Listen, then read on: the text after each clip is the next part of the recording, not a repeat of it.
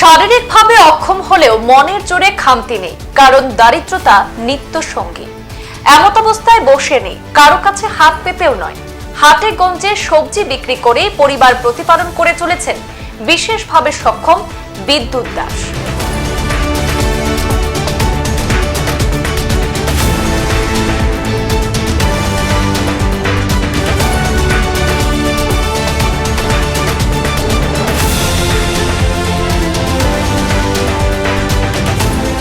দৃঢ় মনোভাব, অদম্য ইচ্ছাশক্তি এবং উদ্যমের কাছে শারীরিক প্রতিবন্ধকতা কোনো প্রকার বাধাই হতে পারে না।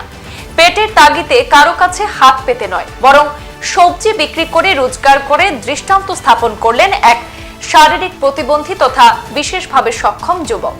হতদরিদ্র পরিবারে জন্মগ্রহণ করেও সমস্ত প্রতিবন্ধকতা ও বাধা বিপত্তিকে পেছনে ফেলে জীবন যুদ্ধে যে জয়লাভ করা যায় সেটাই প্রমাণ করে দেখালেন ত্রিপুরার অমরপুর নগর পঞ্চায়েতের ৫ নম্বর ওয়ার্ডের শান্তিপল্লীর বাসিন্দা ১০০% দিব্যাঙ্গ যুবক বিদ্যুৎ দাস।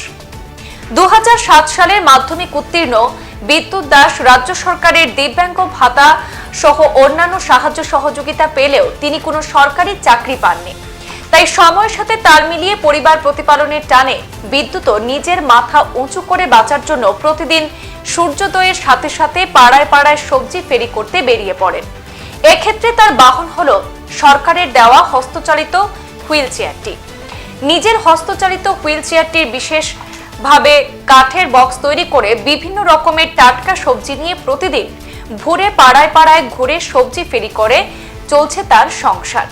এ ব্যাপারে বিদ্যুৎকে প্রশ্ন করলে তিনি জানান, যেহেতু সরকারিভাবে তিনি অদ্যাবধি কোনো চাকরি পাননি, তাই সংসারের ঘানি টানতে তাকে হাল ধরতে হয় এবং সরকার প্রদত্ত হুইল চেয়ার চালিয়ে বিভিন্ন পাড়ায় পাড়ায় ঘুরে সবজি ফেরি করে তাকে সংসার প্রতিপালন করতে হচ্ছে।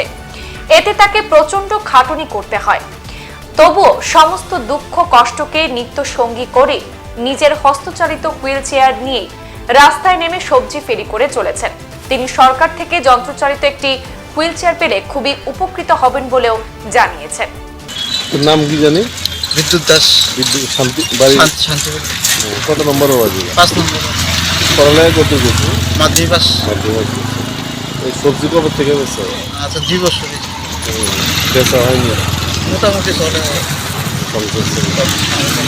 এছাড়া আর বাতা সম্ভব না। পাতা সম্ভব। এটা কিভাবে মাথা থাকছে যে সবজি বেচা পয়সা রোজগার করতে হবে? দেখি যে চাহিদাটা বেশি, কাঁচামালের ভিতরে সব ঘরে ঘরে লাগে, এদিকে কাঁচামালের ব্যবসা করছে। তো তোমার কি অসুবিধা হয় না এই সবজি? এটা সাইড পানি, এটা তো কষ্ট। তো সরকারের কাছে তো কইতেছে একটা টমটমের ব্যবস্থা বা একটা মোটর লাগানোর ব্যবস্থা, আর তো কোনো রিপ্লাই দেয় না। টমটম বা একটা মোটর চালিত যান হইলে তোমার ব্যবসা আরো সুবিধা হইতো। কোন ইয়ারে মাধ্যমিক পাস করছো? ২০০৭। ২০০৭। শুধু এখনো ওই প্রতিবন্ধী ভাতা দেয় পাও? প্রতিবন্ধী। সংবাদ এই পর্যন্তই। ফিরছি পরবর্তী অন্যান্য আপডেট নিয়ে, সাথে থাকুন। ধন্যবাদ।